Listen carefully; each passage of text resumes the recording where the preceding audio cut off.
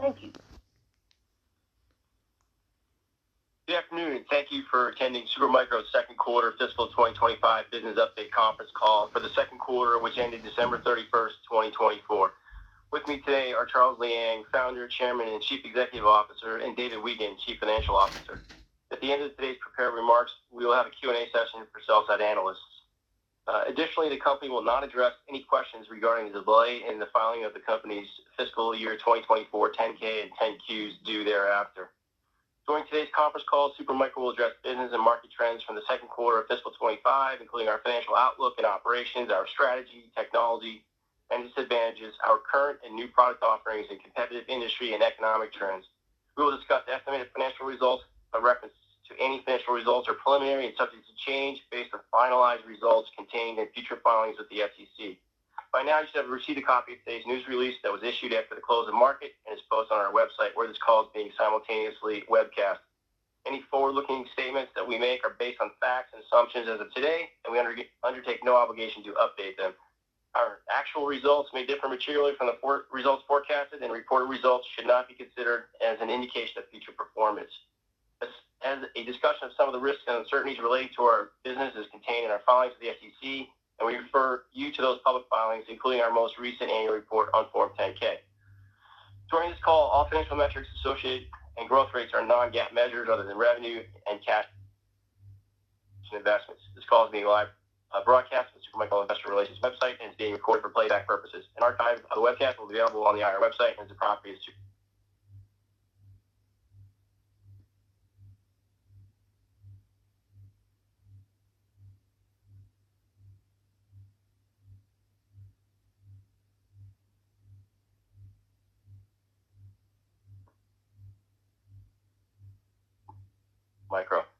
Our third quarter fiscal 2025 quiet period begins at the close of business Friday, March 14th, 2020. Progress, technology innovation, and business opportunities. As we approach the midpoint of the fiscal 2025, I will begin by reviewing some key financial highlights from the December quarter. Our preliminary fiscal Q2 net revenue is projected to range between 5.6 and 5.7 billion. Making a 54% year-on-year increase at the midpoint. Despite some negative impacts on cash flow and market misperception due to the 10-K delay, we achieved a fairly good quarter, driven by sustained AI demand from both existing and new customers. Our growth trajectory for fiscal year 25 remains promising, highlighted by the beginning of our transition from Hopper to Blackwell GPU. We expect the growth in new generation platform to accelerate as supply ramp this quarter and beyond. We have confidence that our calendar year 25 growth could be a repeat of calendar year 23, if not better, assuming the supply chain can keep pace with demand. Our preliminary fiscal Q2 non-GAAP earnings was in the range of 58 cents to 60 cents per share, versus 56 cents last year, representing approximately a 5% year-on-year growth. Non-GAAP gross margin was approximately 11.9%, and non-GAAP operating margin was approximately 7.9%. Margin was temporarily under pressure due to the 10-K delay disruption, the new product R&D investment, and customer and product mix. In a separate press release issued today, we announced a private placement of $700 million in new 2.25% convertible senior notes due in 2028 to support our rapid business growth immediately. We have also privately amended a portion of our existing convertible notes due in 2029, with almost all investors participating in the amended notes. This will support our growth, including Supermicro 4.0 initiatives. data center building block solution, DCBBS, and some brand new GPU platform architecture design. Before diving into the details of our operation progress, let me begin by sharing an update regarding our financial filings. Our financial team and our new auditor, BDO, have been fully engaged in completing the auditor process. Based on our progress to date, we are confident that our fiscal year 24 Form 10K and the first 2 quarters of fiscal year 25 Form 10Q will be filed by February 25th this year. As previously stated, the special committee found no evidence to support the formal auditor's reasons for resignation. However, over the past 2 quarters, we have added senior leaders in corporate communication, operation, finance, legal, and compliance departments. We will continue to add more top experienced leaders to build a stronger corporate foundation for our rapid growth and expanding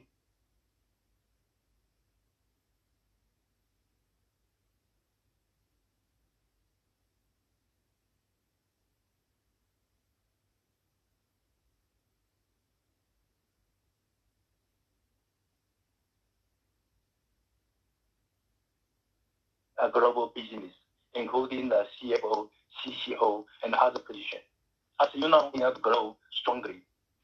Moving on to our technology progress, we are excited to announce that our NVIDIA Blackwell products are shipping now. We have begun volume shipping of both air-cooled 10U and liquid-cooled 4U NVIDIA B200 HGX systems. Meanwhile, our NVIDIA GB200 NVL72 racks are fully ready for production as well. Utilizing our system building blocks, we are going to soon offer more brand new platforms for customers seeking further optimize, higher density, and even greener AI solutions. While most of the key components are ramping at a full speed, it will take some time to fulfill our current AI solution backlog.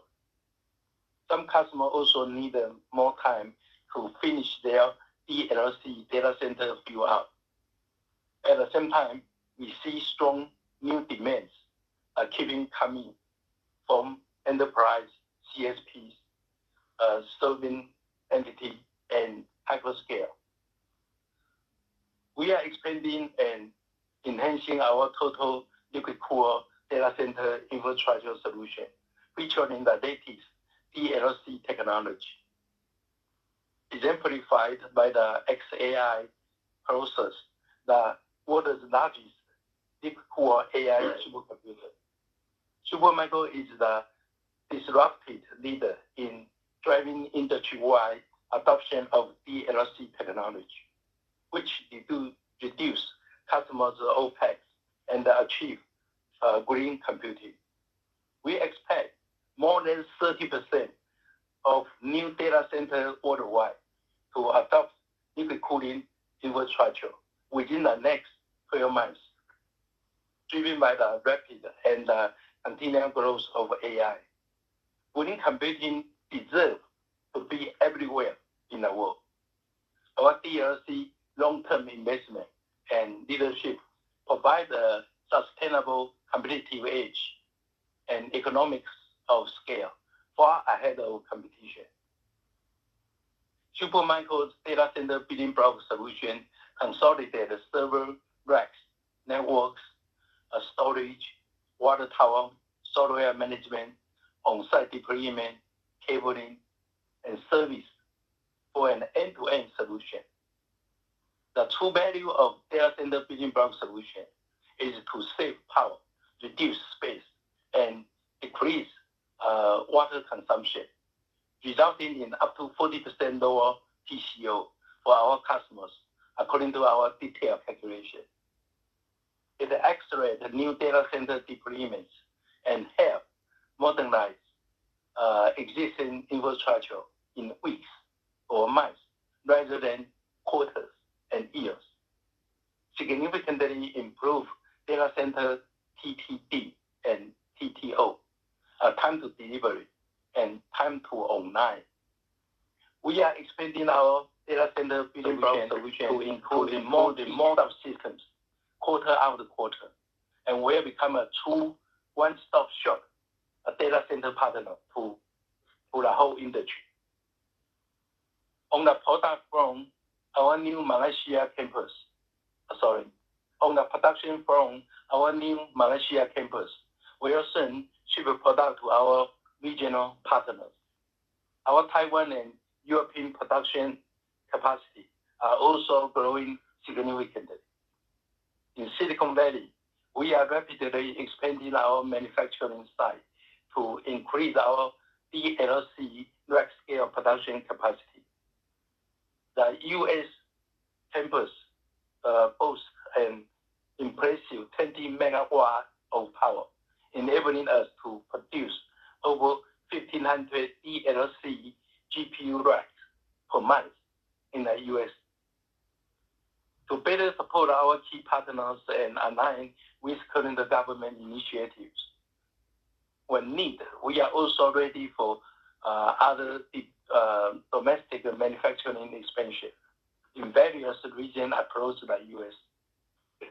This strategic expansion will ensure we meet the increasing demand for our product and service, while maintaining our commitment to keep partner for quality, security, TCO, total cost of ownership, TTD, again, time to delivery, and TTO, time to online.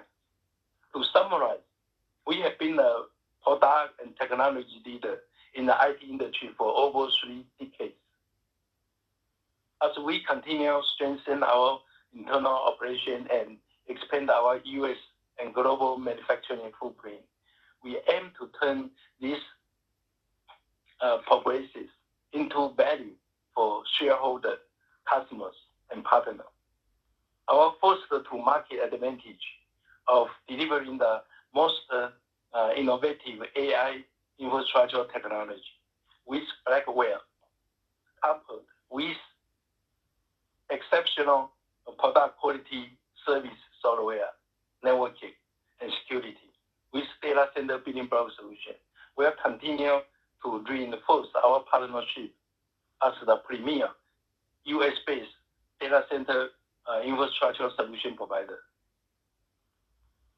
With our expanding technology leadership and today's AI trend, we believe it will result in a similar growth trend for us like 2023. With that, I'm confident we will finish this fiscal year strongly with revenue in the range of $23.5 billion to $25 billion. And I believe we have potential to reach $40 billion for fiscal year 26. Before passing the call to David for the financial overview, I want to thank all of our partner, customer, investor, and Supermicro team members, and express my deep appreciation for their continued support. With that, I will now turn the call to David. Thank you, Charles. Please note these numbers are preliminary and unaudited, subject to change upon completion of review by management, our audit committee. Additionally, our independent audit firm has not completed its review procedures with respect to this preliminary financial information. So to start, again, we expect Q2 fiscal year 25 revenues in the range of $5.6 to $5.7 billion, up 54% year over year. Again, growth was driven by demand for air-cooled and DLC rack-scale AI GPU platforms. AI-related platforms, again, contributed over 70% of revenue for Q2 across enterprise and cloud service provider markets. The Q2 non-GAAP gross margin is approximately 11.9% versus 13.1% last quarter due to lower margins from product and customer mix. And you'll recall that on the Q1 earnings business update call, we guided down 100 basis points for this quarter.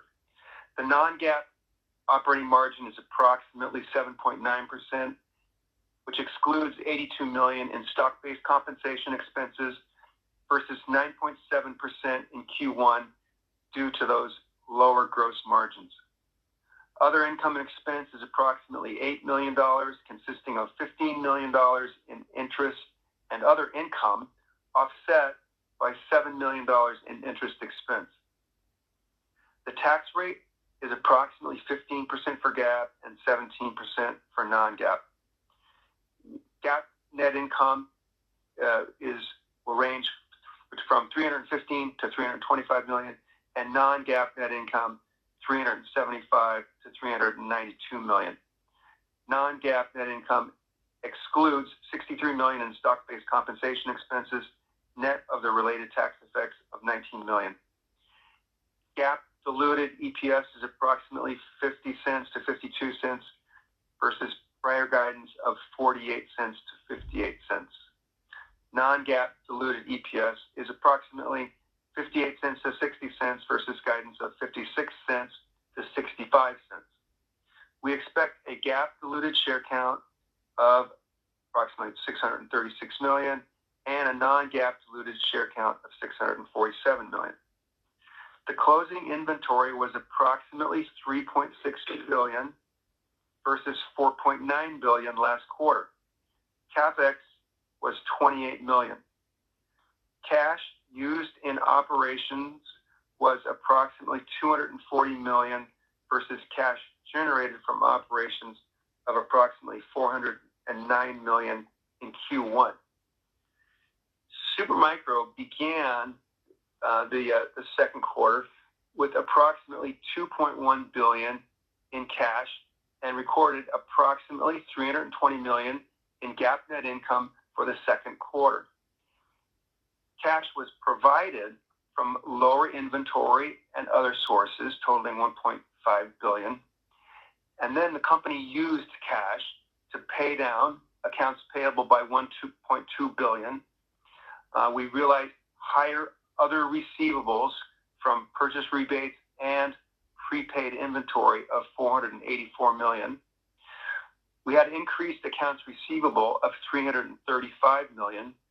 We also reduced our bank loans by $346 million net, and we incurred capital expenditures of $28 million and had other uses of cash totaling $87 million.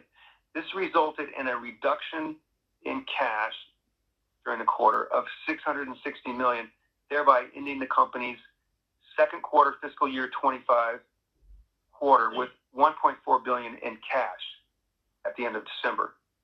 Now, I want to point out we've continued to prudently manage our working capital, and for the month ended January 31st, 2025, we ended with approximately $2 billion in cash. Turning to the balance sheet and working capital metrics compared to last quarter, the Q2 cash conversion cycle was up to 104 days versus 97 days in Q1. Days of inventory was 78 days compared to the prior quarter of 83 days. Days sales outstanding for Q2 was 47 days versus 42 days last quarter, while days payables outstanding was 21 days compared to 28 days last quarter. In a separate press release issued today, we announced a private placement of $700 million of new 2.25% convertible senior notes due 2028. And we privately amended our existing $1.7 billion convertible senior notes due 2029. The company is reconfirming that no previously issued financial statements require a restatement. The company, however, made certain adjustments to the preliminary unaudited results for the fourth quarter of fiscal 2024 that it had announced on August 6, 2024. The adjustments recorded in the results for the fourth quarter of fiscal year 2024 include an increase in net sales of approximately $46 million and an increase in the cost of sales of approximately $96 million, which included a charge due to an increase in inventory reserves of approximately $45 million. There was also an increase in operating expenses of approximately $5 million. Until the company's fiscal year 2024 financial statements are filed, the company is required to reassess its accounting estimates for financial reporting. The charge for inventory reserves results from an unanticipated decline in the market value of certain components that were held in the company's inventory or on non-cancelable purchase orders at the end of fiscal year 2024. Collectively, these changes resulted in a downward adjustment to the previously announced preliminary unaudited fiscal year 2024 and fourth quarter of fiscal year 2024 GAAP and non-GAAP diluted net income per common share of approximately 9 cents. That's based on a post-split diluted shares outstanding basis. The foregoing adjustments are to previously announced preliminary unaudited financial results, and as such, they do not constitute a restatement. For the third quarter of our fiscal 2025, we are expecting net sales in the range of $5 billion to $6 billion.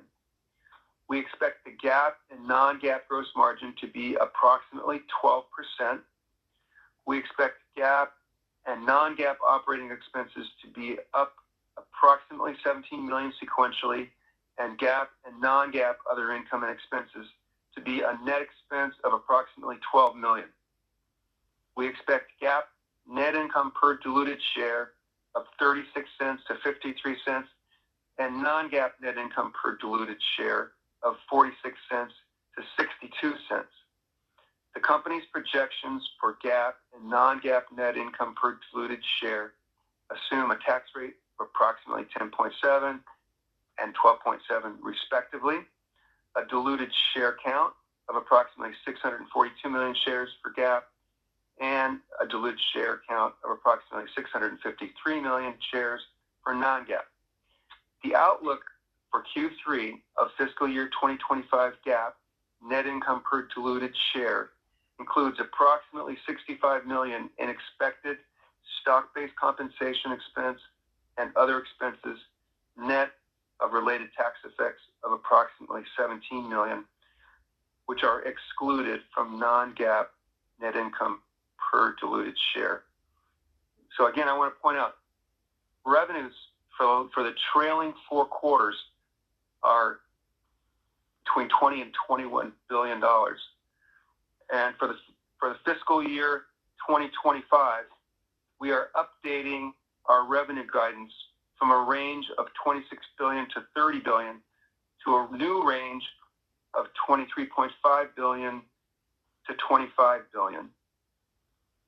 So we're very happy to announce that the company has raised money through the issuance of new bonds, and we will continue to improve our liquidity as our growth requires it.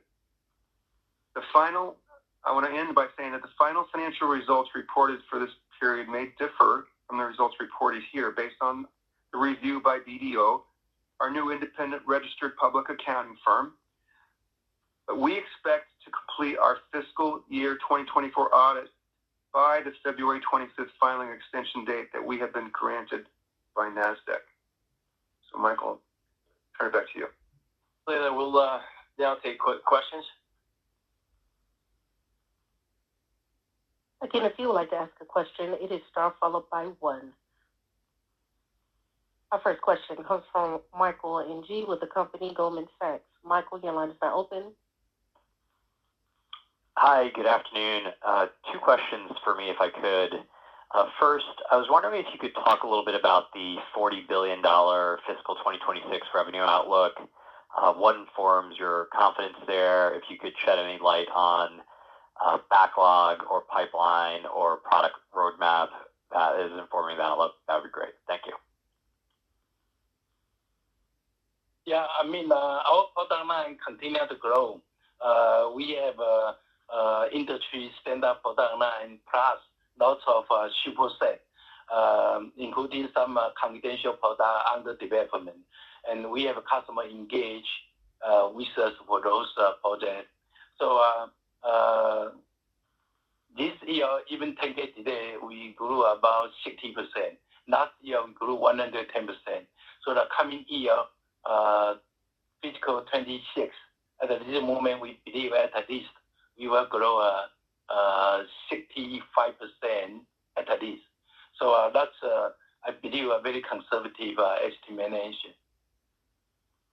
And plus, in production capacity, I mean, USA now, our utilization rate only about 55%. Taiwan utilization rate only about 60%. Malaysia utilization rate is still about 1% only. So there are lots of room to grow for us. Great. Thank you, Charles. And just as my second question, I was wondering if you could talk about the mix of Blackwell and Hopper servers in the quarter. You know, not looking for anything specific, but was it different than what you may have expected? Was Hopper stronger? Was Blackwell affected by any supply chain constraints? Thank you. Yeah, we have both already, right? Hopper for sure have been a very mature product, H200, for example. And then Blackwell, we have a GB200 fully ready in production. And then for B200 HGX, we have a 10U air cooler fully ready for production. And then 4U liquid cooler fully ready for production. And we already accumulated some good volume backlog, back order, and continue to see lots of new order coming. So I believe we do not share the detail about the percentage. But basically, for sure, more and more customers like to have a B200 and GB200, but we have all of them ready. Thank you for the thoughts, Charles. Appreciate it. Thank you. Our next question comes from Ananda Baral with the company Loop Capital. Ananda, your line is now open. Hey, good afternoon, guys. Thanks for taking the questions, and congrats on what's a pretty solid print and delivering some news here. I get two if I could. The first is just on gross margins. Dave, what's a good way to think about June Q gross margins in the context of your guide? And then just sort of the second one there, this is the second part of my first question. I have a follow-up question as well. What's a good way to think about gross margins through the Blackwell cycle? This is obviously a key question for people, and they want to remove the concern off the table that there could be, material margin pressure through the Blackwell cycle. So those two, and then I have a follow-up. Thanks. Yeah, thank you for your question. For sure, when product become mature, like H100, H200, then we had to face to a price competition strongly. But for Blackwell, doesn't matter GB200 or B200, for sure, whenever there are new product, our margin will become much better. And especially talking about liquid cooling, we believe DLC or overall liquid cooling market share will grow all the way to 30% or even more in next 12 months. And in terms of liquid cooling, in last 12 months, I believe we offer the majority of global liquid cooling. So when faced to Blackwell opportunity, most of the customers like to go for liquid cooling. I believe we have a much better position. Can I just throw a point on there? Hey, look, Hey, Charles. let me just add that while many are focused, hang on a second, Ananda, most of us are focused on the gross margins, rightfully so, but don't miss the critical point that we're driving operating margins above our targets. That translates into shareholder value.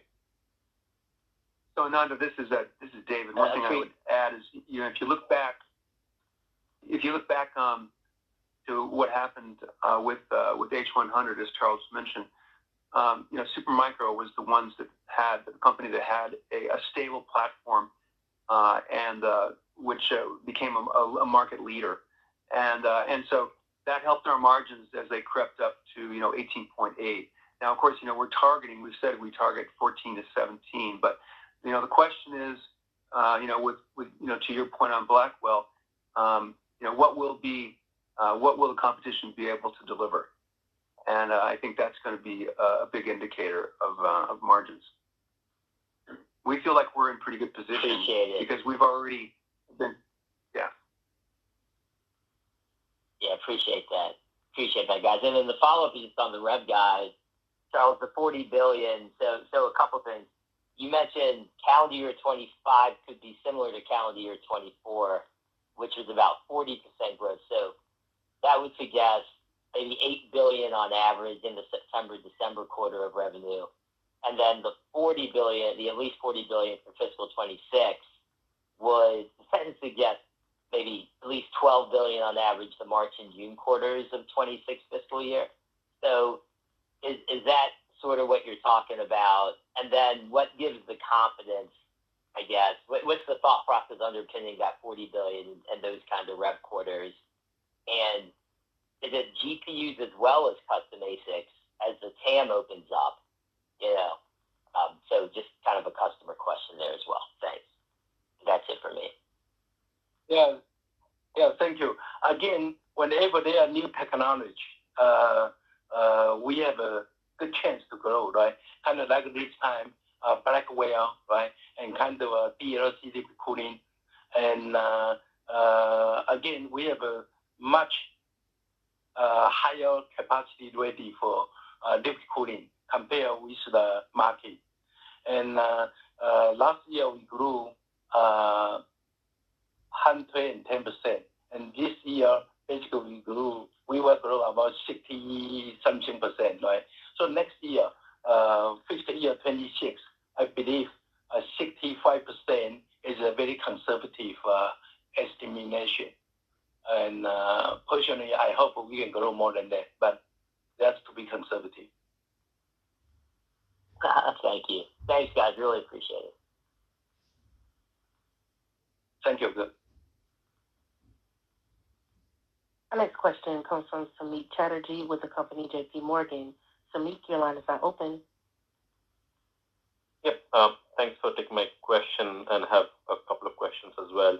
Maybe just to start off, Charles, I think the last time you mentioned, which was in 2024, that we could expect sequential revenue increases in the medium term on a quarterly basis.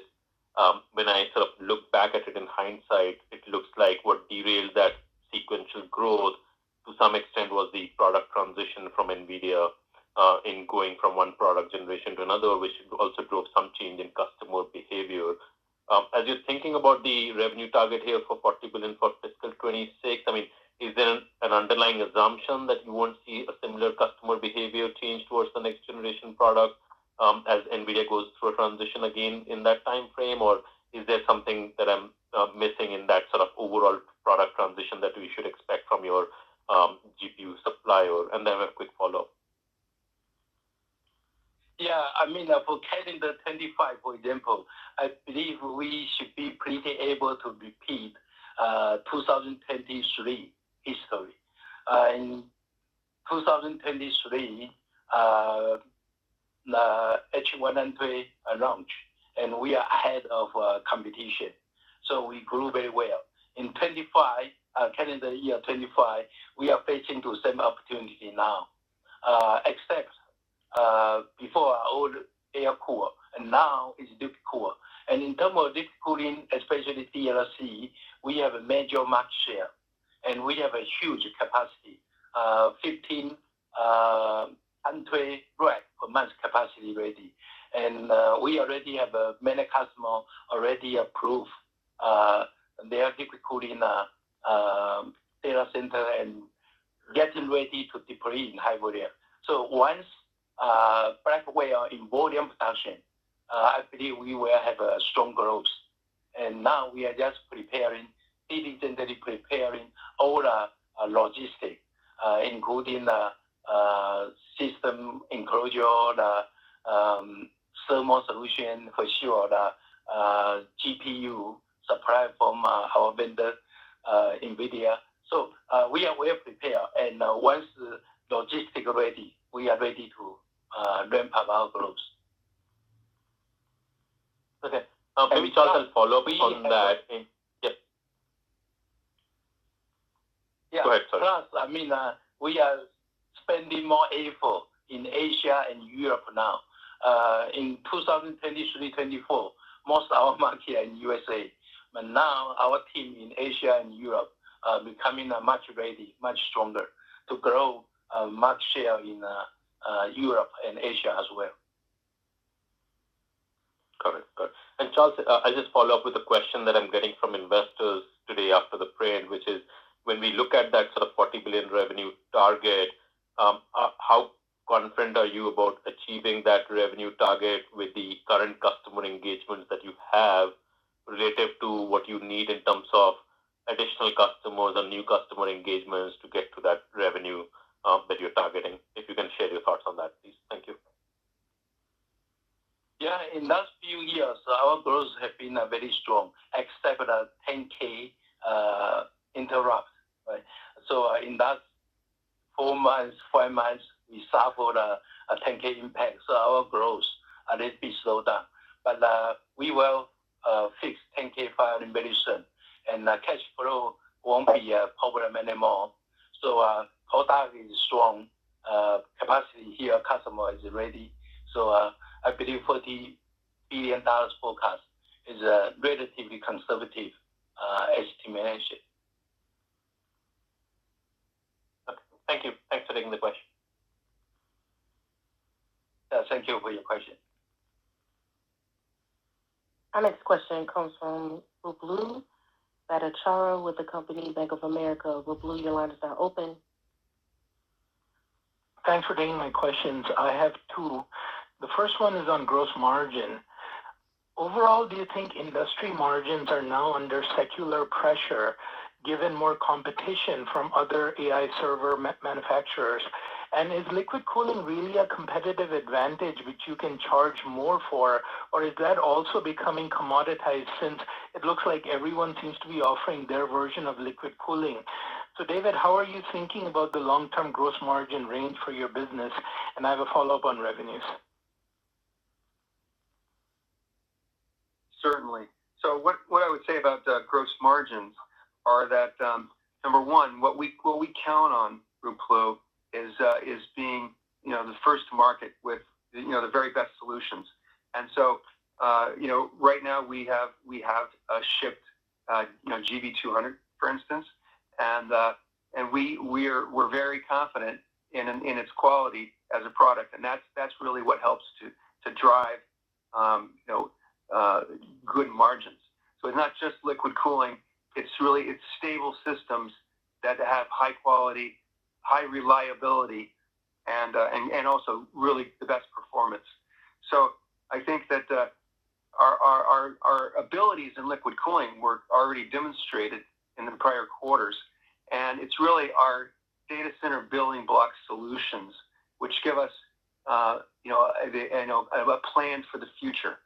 And so we have a lot of things planned for the future, but data center building block solutions are one of those, where we offer a lot more solutions for the complete data center at all levels. So again, we haven't changed our target margin, and yes, there is competition. There's always going to be competition, but I think that if you look at how we've performed historically and our ability to engineer in all the latest technologies, I think that's our moat. That's our advantage. Yeah, let me add a little bit. Okay, thank you. The DLC, yes, go ahead. Yeah, DLC, everyone talking about they have a DLC solution, but how many competitors really have a DLC deployment in high volume? I guess it's very minimal. Last year, I believe we shipped at least 60% of our worldwide DLC solution. So that means those are competitors indeed. They are ready, but they did not have experience yet. And talking about data center building block solution, not many providers are able to provide on-site deployment and on-site cabling, on-site servicing. And now with DLC, with 150 watt per rack, or even more power per rack, I believe the on-site deployment, cabling, service become a very important value to customers. And we are a company have exactly all our experience, all our successful story. Okay. For my follow-up, if I can ask, as new efficient AI models like DeepSeek come about, how are you thinking about the impact on your business? And, as we move from training to inference, what is Supermicro doing to further penetrate the enterprise vertical? I know you have enterprise customers, but for those enterprise customers who don't have a large engineering presence, what is your strategy for attacking that customer base as well as for sovereign customers? Thank you for taking my questions.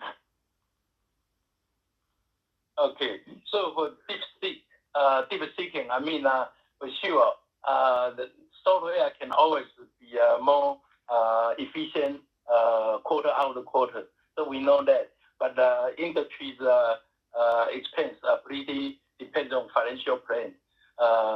So I believe the market size won't shrink because of DeepSeeking. And in terms of enterprise, we have been in the enterprise market for more than 10 years. And our team in enterprise have been much stronger than before ever, especially with our service team, management software, and end-to-end data center solution. I believe it's the right time for us to grow quickly in enterprise segment. Okay, thanks for all the details. Appreciate it. Thank you. Our next question comes from Nihal Chokshi with the company Northwind Capital Markets. Nihal, your line is now open. All right, thank you. Quick question here. Can you tell us whether or not backlog is up Q-over-Q for the December quarter? So we don't generally give out backlog figures, Nehal. But what we can say though is that backlog tends to follow the chip cycle, and so when you have new chip solutions coming out, you'll see backlog start to build as solutions become dependable and reliable, and then they'll tail off as the products mature. And so with the expectation of some of the new chips coming out, we believe that you'll see growing backlog industry-wide. Got it. Thank you. And then I apologize in advance. This question is going to sound a bit Turkish, but Charles, you characterize the $40 billion target at 60% year-over-year growth, and given that fiscal year 25 is going to be around 60% year-over-year growth, and likely impacted by the 10K delay. Therefore, 60% year-over-year growth for fiscal year 25 is potentially conservative. But is historical year-over-year growth really a good indicator of future demand?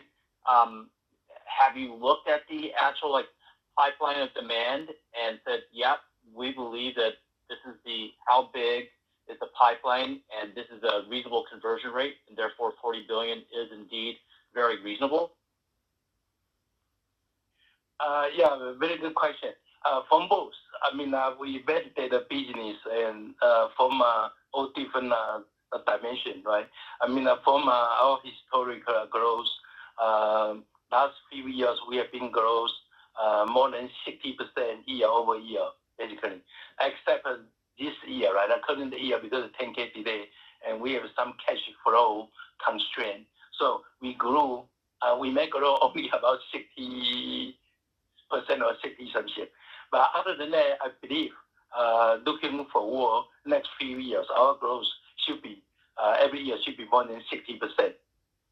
And second, from a customer demand, from a customer backlog, from a customer commitment, sales commitment, look like 40 billion is relatively a very conservative target.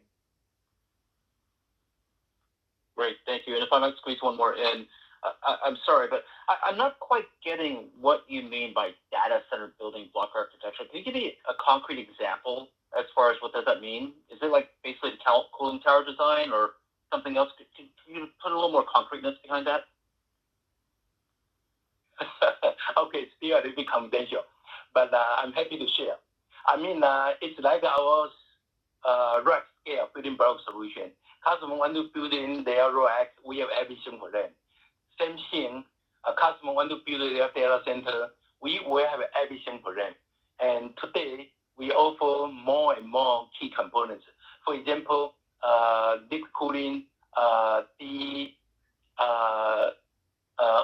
kind of liquid cooling pump, right? And water tower, right? Dry tower, water tower, and then all the kind of a little bit too new to share. Yeah. I mean, anyway, all the people build a data center need those key components. We try to provide all of them, including software, including management tool and experience. So I hope customers can one-stop shop with Supermicro to build their data center, make their data center time to market much quicker and also cheaper and lower cost, right? And quicker to build their data center and less power consumption and better quality, right? Thank you.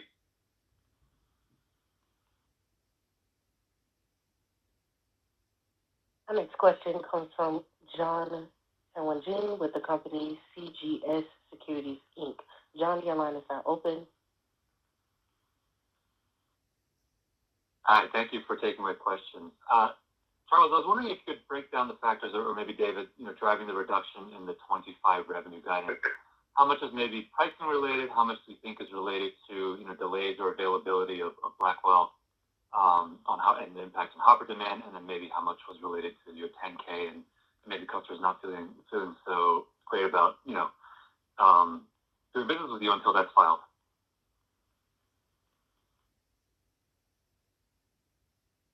Yeah, I would say, John, that probably the biggest factor was just the delay in new technology, because when you think about it, we were all set to go, but we were all set to ship, with liquid cooling. We were ready, and but the problem was that not everything else was. So that was certainly a huge impact. I think obviously 10K delay was a distraction, but it's more about technology for us because we count on being early to market. And so that's what creates the big chumps that we have, the kind that took place last year from Q3 to Q4 when we went up 1.5 billion in one quarter. But remember, we finished the 4 quarters that ended June 30th at 15 billion, and now here we are 2 quarters later, and now we're at a trailing 4 quarters of over 20 billion.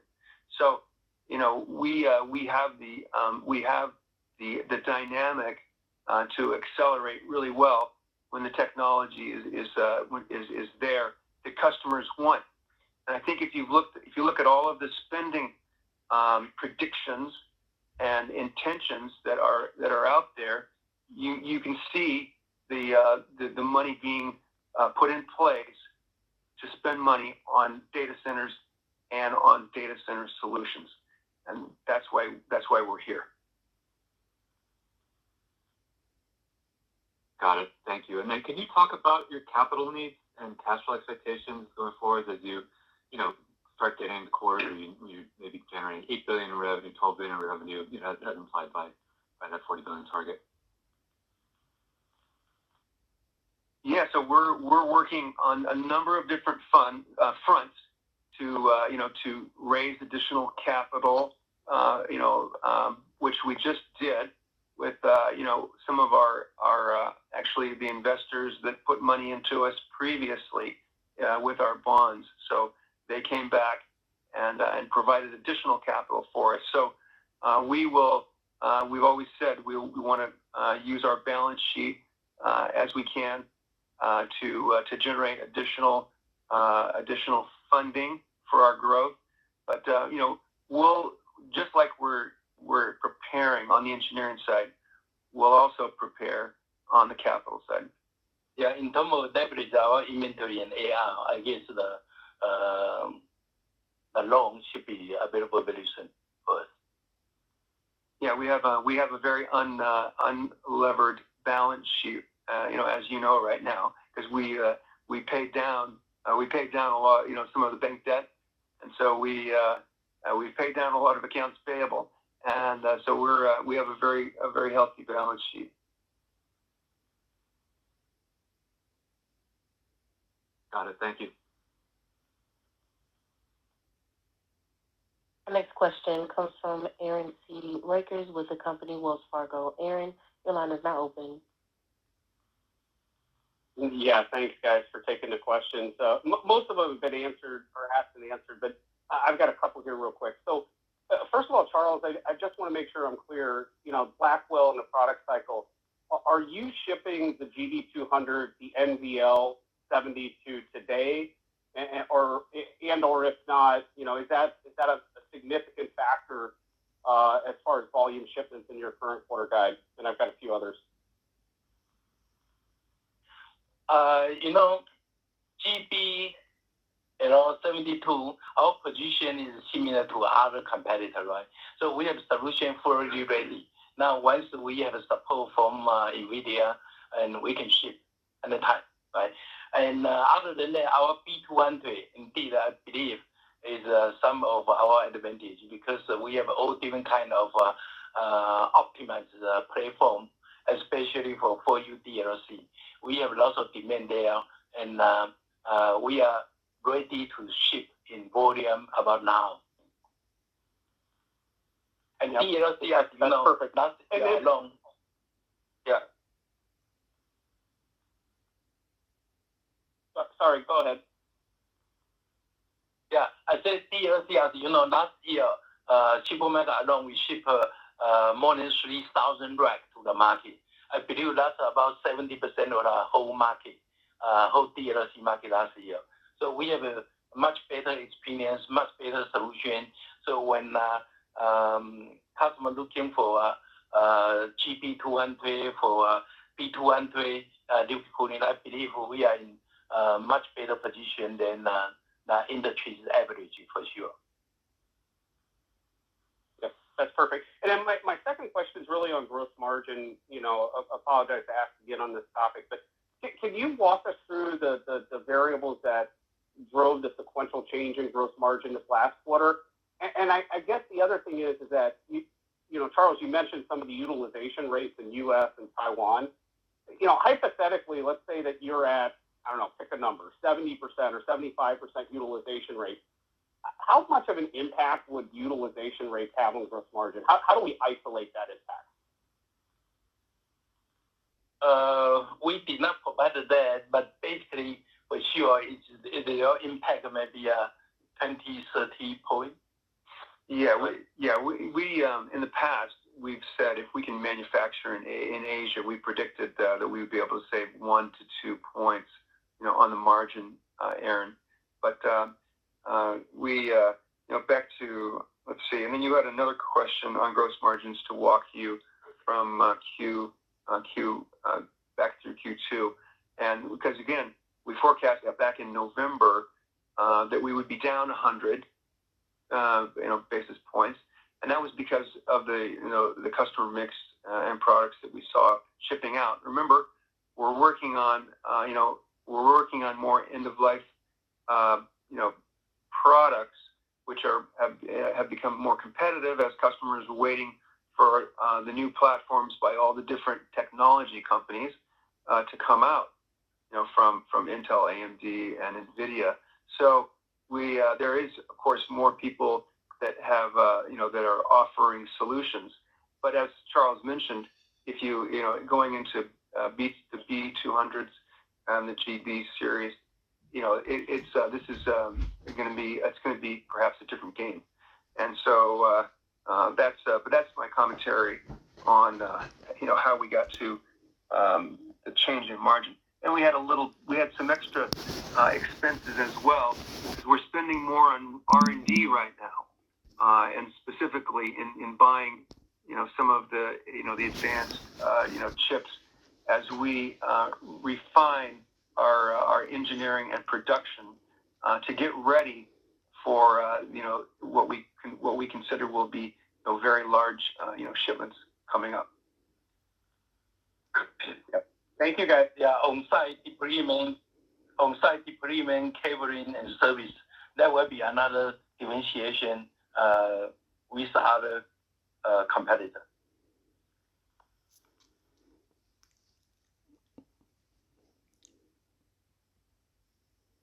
Our next question comes from Quinn Bolton with the company Needham & Company.